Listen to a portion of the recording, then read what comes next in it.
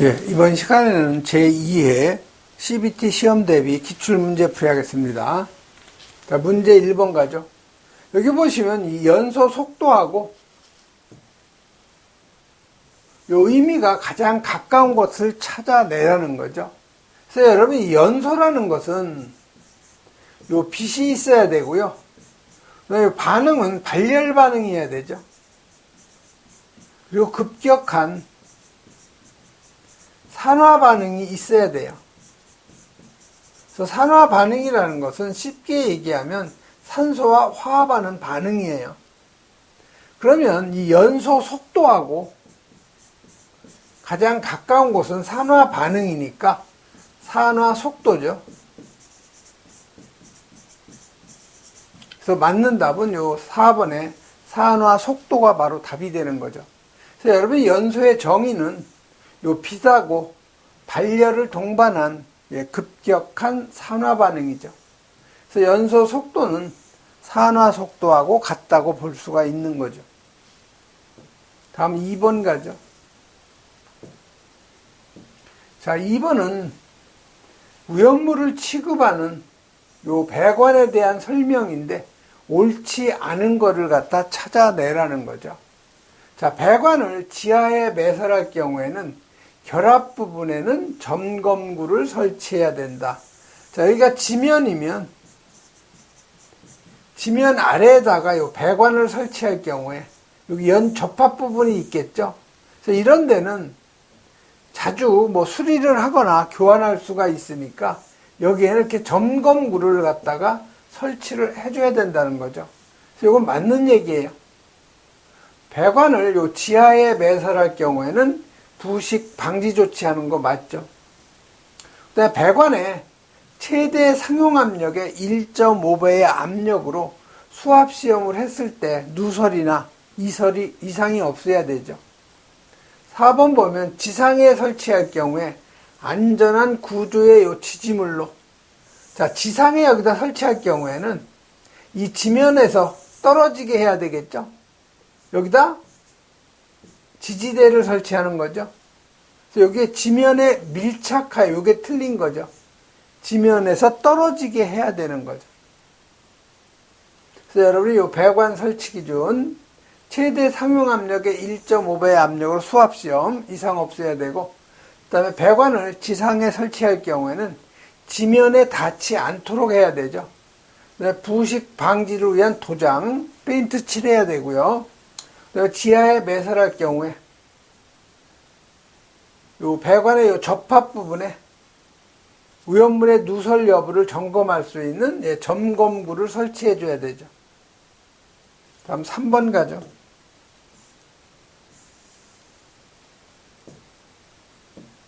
자, 3번은 분말소화 약재의 식별색, 다시 말해 이 착색을 얘기하는 거죠. 착색이 옳게 나타낸 거를 찾아내라는 거죠. 그래서 여러분이 분말소화 약재의 요 주성분하고 요 착색은 꼭 암기를 하셔야 돼요. 그래서 요 일종 분말은 NaHCO3 탄산수소 나트륨, 2종 분말은 KHCO3 탄산수소 칼륨이죠. 3종은 제1인산암모늄, 그 다음에 4종은 2종하고 요소하고 섞어 놓은 거죠. 그래서 이 착색이라는 것은 분말가루에다가 물감을 들여놓은 거예요. 전부 이건 백색이기 때문에 물감을 안 들여놓으면은 1종이 어떤 건지 2종이 어떤 건지 구분이 안 가요. 그래서 1종 분말에는 백색으로 이렇게 아예 착색을 해 놓는 거고요. 2종은 담회색, 3종은 다몽색, 4종은 회색으로 물감을 들여놓는 거죠. 적응화제는 요 3종만 일반 유류 전기화제에 적응성이 있고 나머지는 다 B급, C급에 적응성이 있는 거죠. 자, 1번에 KHCO3 2종 분말은 담회색이죠. 그래서 이건 틀린 거고, 2번에 제1인산암모늄 3종 분말이 다몽색, 이게 맞는 거죠. 3번에 1종 분말, 요거 백색이죠. 틀렸고, 4종은 초록색이 아니고 회색이죠. 다음 4번 가죠. 자, 4번은 소화설비의 요 주된 소화 효과인데 옳게 설명한 걸 찾아내라는 거죠. 자, 옥내 옥에 물계통 소화설비니까 당연히 냉각소화죠. 이건 틀린 거죠. 질식이 아니고 냉각소화죠. 자, 스프링클러 설비, 요거 냉각소화죠. 자, 물 분무는 냉각, 질식, 희석, 유화 효과 4가지가 있는 거죠. 그리고 3번에 요 포는 거품에 의한 질식하고 대부분 물이기 때문에 냉각소화. 자, 분말은 주된 소화 효과가 질식이죠. 4번에 요 할로겐 화합물 소화 설비가 화학적 소화, 부촉매 소화, 억제 소화라고 하는 거죠. 그래서 4번이 바로 맞는 답이 되네요. 그래서 여러분이 소화 원리 여러분이 읽어보셔야 돼요. 자, 냉각소화는 발화점 이하로 가연물을 냉각시키는 거고, 자, 물이 소화약제로 사용되는 이유는 기화열하고 비열이 크기 때문에 소화약제로 사용되는 거죠.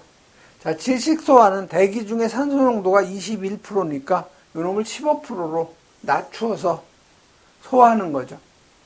그 다음에 억제소화, 이건 부촉매소화 또는 이거를 화학적 소화라고도 하죠. 그래서 연쇄 반응을 억제하는 거. 그래서 이 할로겐족 원소가 부촉매 효과가 아주 탁월해요. 그 다음에 제거소화, 가연성 물질을 제거하는 거죠. 그래서 산불이 발생하면 화재의 그 진행 방향을 앞질러서 벌목한다.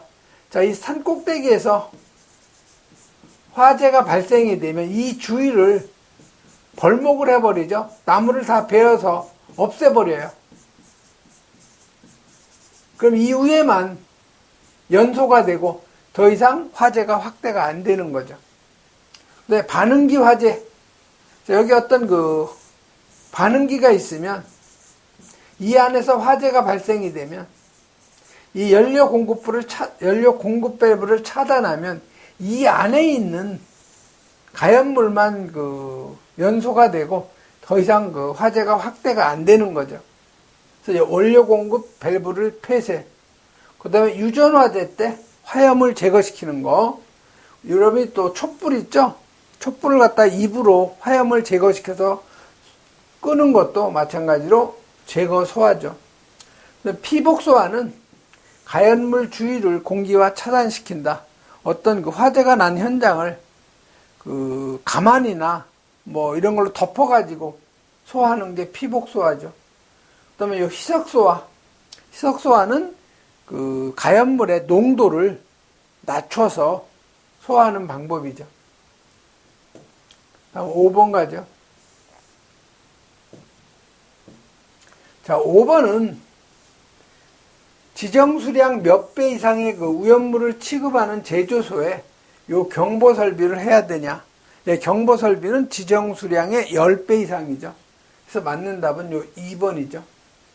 그래서 요 경보 설비 설치 대상은 지정수량의 10배 이상. 그럼 경보 설비의 그 종류는 뭐냐? 자동화재 탐지 설비, 그 다음에 비상 경보 설비, 확성기, 그 다음에 비상 방송 설비죠. 그래서 머리 글자 이용해서 자비, 확비 이렇게 여러분이 암기하면 좋겠죠. 다음 6번 가죠. 자, 분말 소화 약제하고 병용, 혼합해서 사용할 수 있는 포소화 약제를 찾아내라는 거죠. 그래서 이 분말 소화 약제하고 혼합해서 사용할 수 있는 포소화 약제는 수성막포죠. 그래서 이 수성막포는 유류화재에 아주 탁월한 포소화 약제죠. 그래서 맞는 답은 바로 요 2번이죠. 그래서 이 수성막포 소화 약제는 저발포용으로 3%용하고 6%용이 있고요. 그래서 여기 분말 소화 약제하고 겸용, 혼합해서 사용이 가능한 거죠. 그 다음에 유류 화재용으로서는 포소화 약제 중에서는 가장 우수한 거죠. 다음 7번 가죠. 자, 부촉매 효과를 기대할 수 있는 소화 약제. 지금 반복적으로 나오는 거죠. 예, 할로겐 화합물 소화약제. 그래서 2번이 바로 답이 되는 거죠.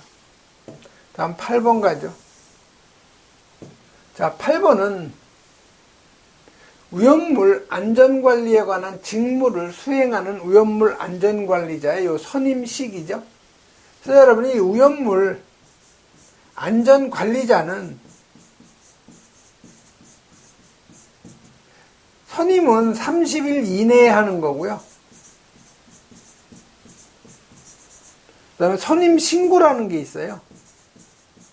선임신고는 14일 이내에 하는 거죠. 그럼 선임신고는 누구한테 하느냐? 소방본부장이나 소방서장한테 하는 거죠. 이 두 가지 여러분이 꼭 기억을 해 놓으셔야 돼요. 자, 그러면 안전관리자의 선임 시기는 위험물을 갖다가 저장하거나 취급하기 전이죠. 그래서 맞는 답은 바로 이 4번이에요. 위험물을 저장하거나 또는 취급하기 전이죠. 그래서 선임 기간은 14일 이내, 선임 신고 기간은 14일 이내. 소방본부장 서장한테 꼭 여러분이 기억하셔야 돼요. 다음 9번 가죠. 자, 9번은 소화설비의 그 기준에 관한 설명인데 옳은 것을 갖다 찾아내라는 거죠. 자, 제조소 중에는 소화도 난이도 등급이 1, 2, 3 어느 것도 해당하지 않는 경우가 있다. 네, 바로 이게 맞는 거예요. 자, 2번은 뭐가 틀린 거예요? 자, 기초 높이 탱크의 그 높이를 갖다가 산정할 경우에는 요 기초 높이를 제한이 아니고 지반면으로부터죠. 지반면으로부터. 자, 여기 오염물 탱크가 있으면 이 지반면으로부터 높이를 갖다가 우리가 측정을 하는 거죠. 3번 보면은 소화 난이도 등급을 판단하는 기준 중 면적에 관한 기준은 수평 투영 면적이 아니고 이게 연면적을 기준으로 하죠.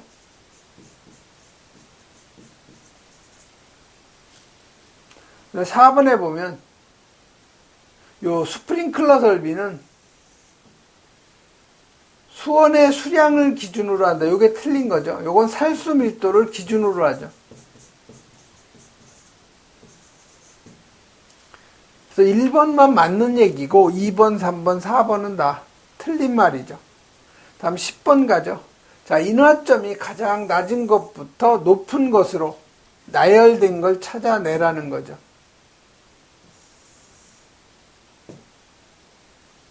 자, 첫 번째가 이 톨루엔이죠. 두 번째는 아세톤. 세 번째는 벤젠. 그래서 톨루엔은 1석유류에 해당, 아세톤도 1석유류, 벤젠도 1석유류. 다 1석유류니까 인화점이 21도씨 미만이라는 걸 알 수는 있는 거죠. 근데 여러분 요거 다 1석유류니까 여러분이 순서를 찾아내기가 좀 어렵겠네요. 그래서 이건 여러분이 아세톤이 영하 18도 인화점, 벤젠이 영하 11도, 톨루엔이 4도. 자, 아세톤, 벤젠, 톨루엔. ABT로 여러분이 암기하면 되겠네요. 그래서 맞는 답은 아세톤, 벤젠, 톨루엔. 예, 4번이 바로 답이죠. 자, 여러분이 벤젠은 우리 기호를 이렇게 나타내죠. C가 6개고 H가 6개. 자, 아세톤은 요거는 CH3 가운데 CO가 있고 CH3가 또 있는 거죠.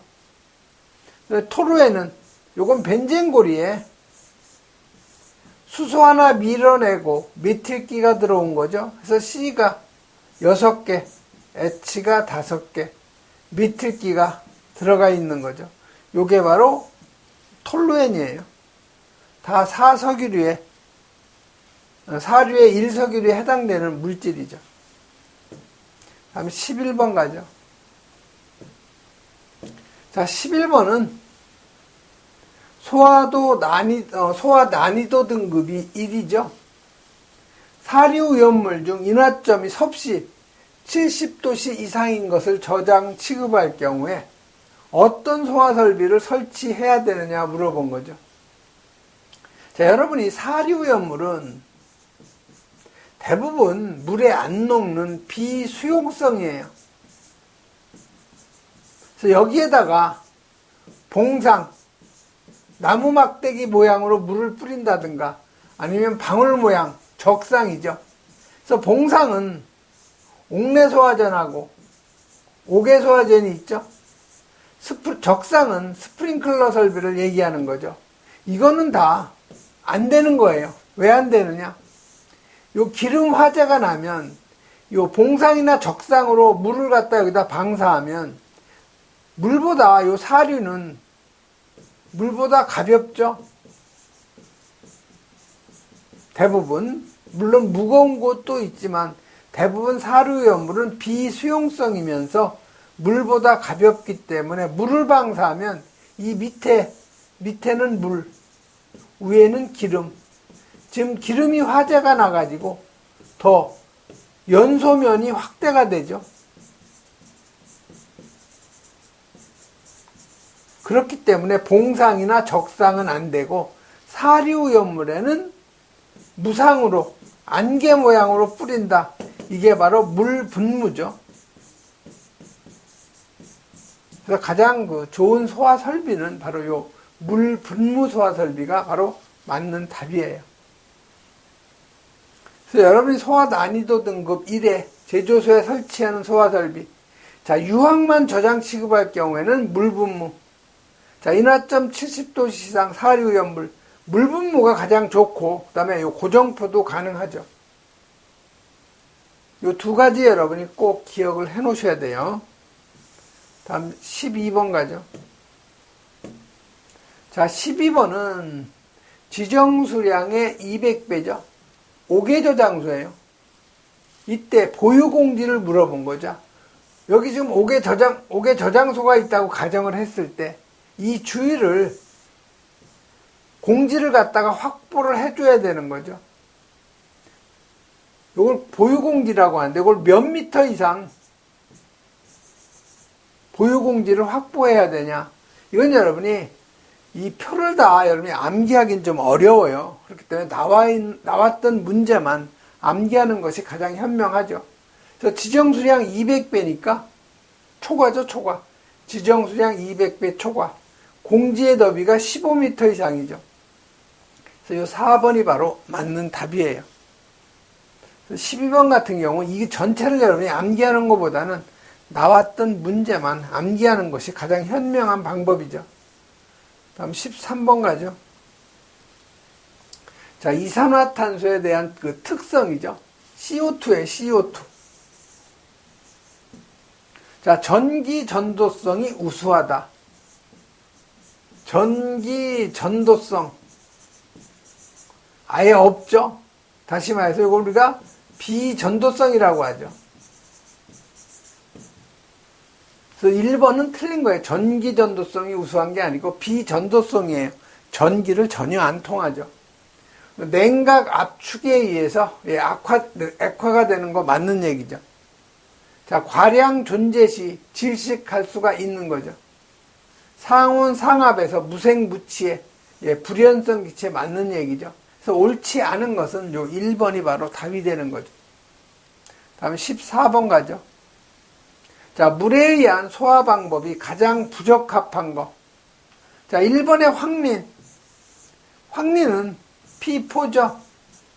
자, 황린은 삼류오염물이죠. 이걸 어디에 보관해요? 물 속에 보관하는 거죠. 그래서 1번은 물에 의한 소화 방법이 좋은 거죠. 자, 2번은 정린이에요. 이건 이류죠. 이건 금수성이 아니기 때문에 물로 소화가 가능하죠. 3번은 마그네슘. 이거 금속이죠.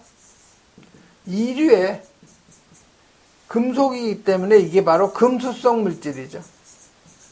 그래서 이 마그네슘이 물하고 반응하면 뭐가 나와요? 수소기체 나오는 거죠. 그래서 금속은 물하고 반응하면 수소가 나오기 때문에 이게 바로 금수성 물질이죠. 자, 황, 이류연물, 물로 소화가 가능한 거죠. 그래서 이 마그네슘은 2mm체, 그 다음에 직경 2mm 이상, 이놈은 우연물에서 제외된다는 거 꼭 여러분이 기억하셔야 되고요. 그 다음에 수증기, 물하고 반응하면은 여기 수소기체 나온다는 거. 금속은 다 똑같아요. 금속은 물이나 산하고 반응이 되면 가연성 기체인 수소가 발생이 되는 거죠. 보시면 여기 마그네슘, 염산 반응해서 마찬가지로 수소기체 나오죠. 다음 15번 가죠. 자, 15번은 고정주유설비는 주유설비의 중심을 기점으로 해서 도로 경계선까지 몇 미터 이상? 4미터 이상 거리를 유지해 줘야 되죠. 그래서 지금 고정 주유설비니까 여러분이 주유소 같은 데 가면 여기 주유기 있죠? 이쪽에 도로 있죠? 도로까지의 이 경계선이 4미터 이상이 돼야 된다는 거죠. 그래서 이 고정 주유설비나 고정 급유설비는 도로 경계선까지 4미터 이상 거리를 유지해 줘야 되고요. 부지 경계선, 담 및 건축물까지 2미터, 개구부가 없는 벽까지는 1미터 이상 거리 유지. 요거는 고정 주유설비에 관한 사항이고요. 그다음에 고정 급유설비죠. 도로 경계선까지 4미터 이상, 부지 경계선 및 담까지는 1미터 이상. 같이 여러분이 정리를 좀 해놓으셔야 되죠. 다음 16번 가죠. 자, 불꽃의 색이 휘적색일 경우에 온도는 몇 도인가? 가장 온도가 높은 것이 휘백색이에요. 요놈이 1500도시죠. 가장 낮은 건 여기 이제 담암적색이 있는데, 요 암적색이 시험에 잘 나오죠. 가장 낮은 놈, 요건 700도. 조금 휘적색이라고 하고 딱 중간이에요. 휘적색. 950도죠. 이건 여러분이 암기를 해야 되는 거죠. 그래서 2번이 바로 답이 되는 거죠. 휘적색은 950. 그 다음에 휘백색 1500도라는 것도 꼭 기억하셔야 되고요. 그 다음에 17번. 자, 운송 책임자의 감독 지원을 받아야 하는 오염물. 이게 알킬알루미늄하고 알킬리튬이죠. 그래서 맞는 답은 바로 요 2번이죠. 그래서 여러분이 알킬알루미늄.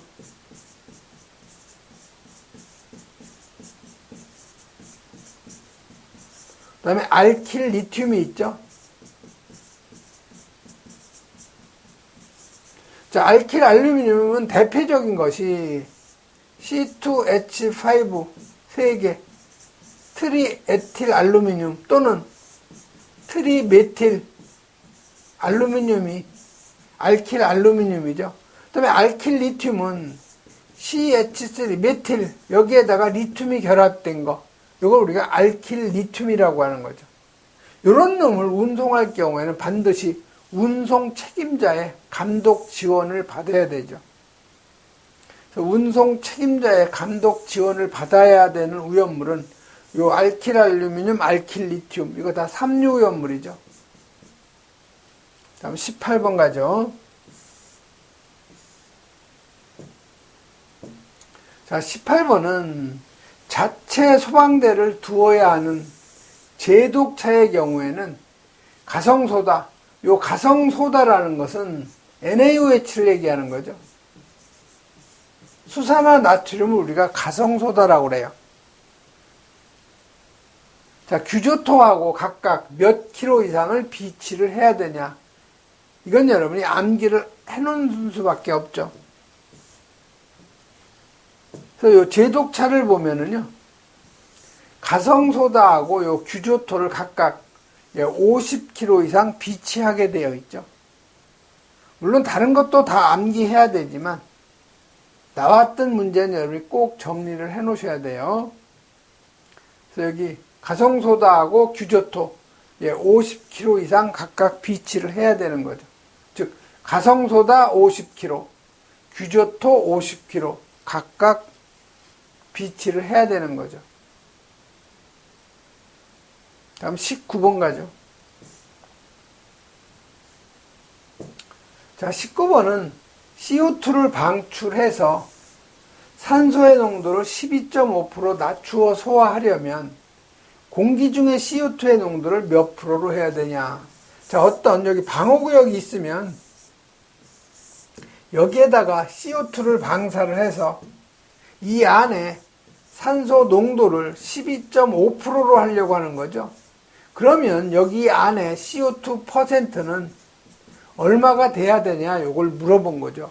그러면 여러분이 CO2% 구하는 공식, 요놈은 21분의 21 마이너스 O2% 곱하기 100이죠. 요 공식을 여러분이 암기하고 있어야 풀 수 있는 문제예요. 자, 산소 농도를 지금 이거 12.5죠. 요거 대입해서 풀면 CO2는 40.5%가 되는 거예요. 그래서 맞는 답은 바로 요 3번이죠.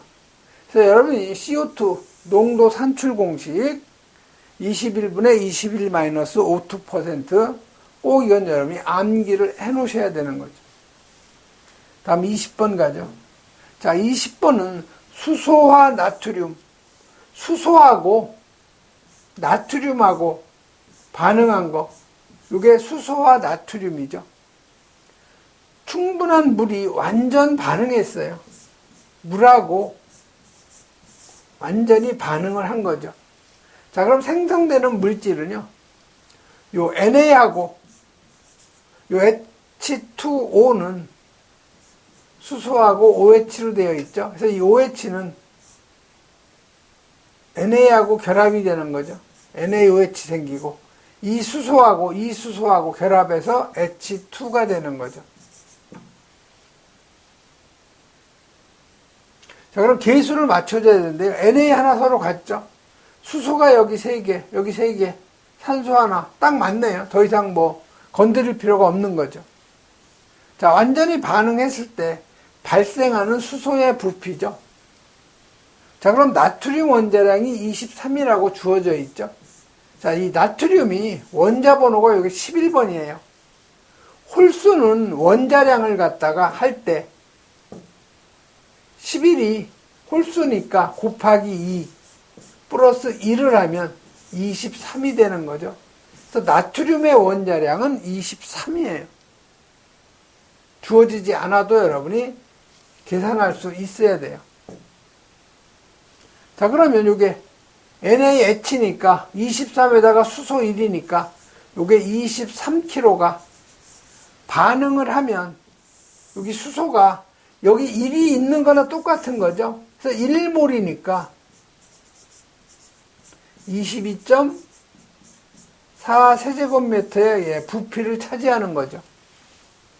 근데 수소와 나트륨 23이 아니죠. 여기 수소가 하나 있으니까 여기 24죠. 제가 착각했네요. 24.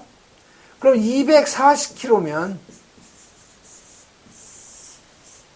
수소가 몇 세제곱미터가 나오겠느냐. 이건 대각선으로 곱하면 같아야 되는 거죠. 그래서 24x는 240 곱하기 22.4 세제곱이죠. 그래서 결국 요 x는 10배가 되니까 224가 되죠.